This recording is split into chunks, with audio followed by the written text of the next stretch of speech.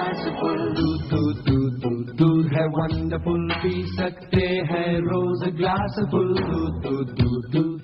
दूध की बात हो और सालों पुराने दूध के गुणों को सुर में बांधने वाला ये विज्ञापन आंखों के सामने ना तैरे, ये कैसे हो सकता है? Once or twice मिल जाएगा टेस्टी सरप्राइज,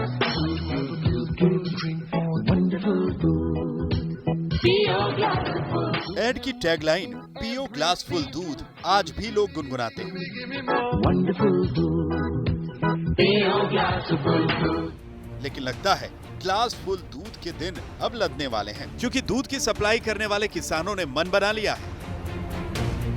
और इसके संकेत तब मिले जब हरियाणा के हिसार में खाप पंचायत ने चेतावनी दे दी कि 1 मार्च से डेयरी को 100 रुपए प्रति लीटर ही दूध बेचेंगे। ने लिया है कि जो दूध है ये भी किसान पैदा करता है, मजदूर पैदा करता है, और पेट्रोल का भाव इतना बढ़ गया और दूध का भाव 50 रुपए। आपस में जो दूध लिया दिया जाएगा वो उसी रेट में दिया जाएगा, परंतु जो निगम है जिस तरह डेयरी है तो इनको 100 रुपए किलो से कम हम दूध किसान नहीं। हिसार के खतरौल खाप पंचायत की बैठक में किसानों ने 2 टूक फरमान सुना दिया।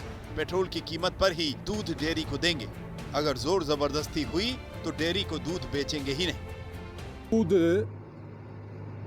डेयरी में बंद करने के लिए निर्णय लिया है।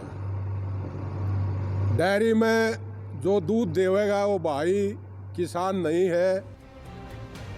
तो किसानों ने अपनी बात साफ कर दी, दूध डेयरी को देंगे तो 100 रुपए प्रति लीटर देंगे या बिल्कुल ही नहीं देंगे। दोनों ही सूरत में आम आदमी की परेशानी बढ़नी तय है। दरअसल किसानों का असली गुस्सा सरकार पर है।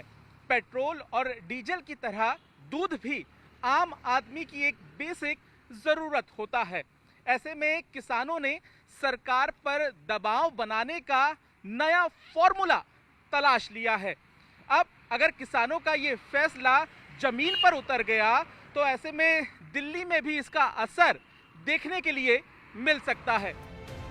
अब सवाल उठता है कि किसानों ने यह फैसला क्यों लिया। जवाब में किसानों ने खुलकर नाराजगी की 2 वजहें बता दी। पहली ये कि पेट्रोल और डीजल की कीमत कमर तोड़ रही है, खेती करना मुश्किल है। दूसरी वजह ये कि 3 महीने से ज्यादा हो गए किसानों को दिल्ली के बॉर्डर पर बैठे हुए, लेकिन कोई सुनवाई नहीं हो रही।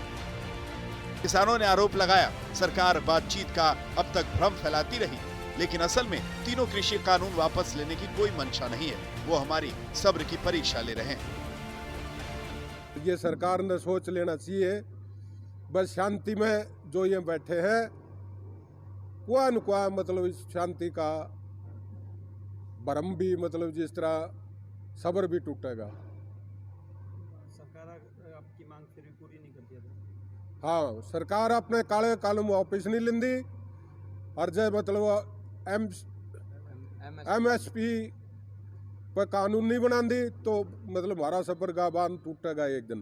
सरकार को, केंद्र की सरकार को और हरियाणा सरकार को अति शीघ्र हमारी किसानों की जत्थेबंदियां उनको बुला करके तीनों काले कानून वापस ले, MSP गारंटी दे, अन्यथा 28 तारीख को जो हमारी दिल्ली में बैठी जो जत्थेबंदियां हैं जो ऐलान करेंगी।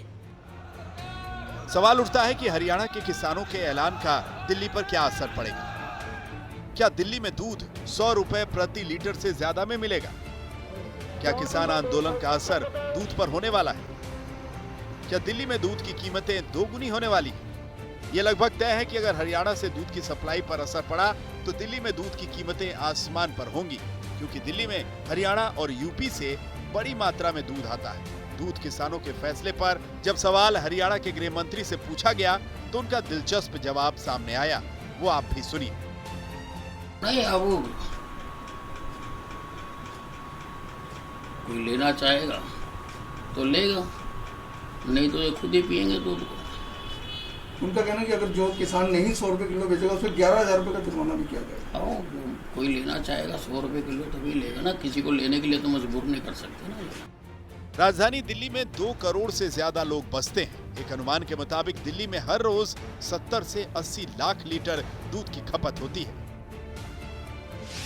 दूध की सप्लाई की बात करें तो हरियाणा और यूपी के साथ साथ आंध्र प्रदेश, कर्नाटक, गुजरात, राजस्थान और बिहार तक से दूध मंगाया जाता है। जो सरकारी संस्थाएं हैं उनको ये 100 रुपए लीटर दूध देंगे, बाकी तो नॉर्मल जो 40-50 रुपए का रेट है उसी रेट पे देंगे, परंतु सरकारी संस्थाओं को 100 रुपए देंगे। एक विरोध प्रदर्शन करेंगे कि भाई आप डीजल का रेट इतना बढ़ा रहे हैं कि खेती करना बहुत मुश्किल होता जा रहा है। पहले ही लोगों की जेब पर पेट्रोल डीजल की कीमतों में उछाल भारी है। अब अगर दूध की कीमत बढ़ गई तो आम लोगों की टेंशन और बढ़ेगी। महंगाई का एक और जोरदार झटका लगेगा।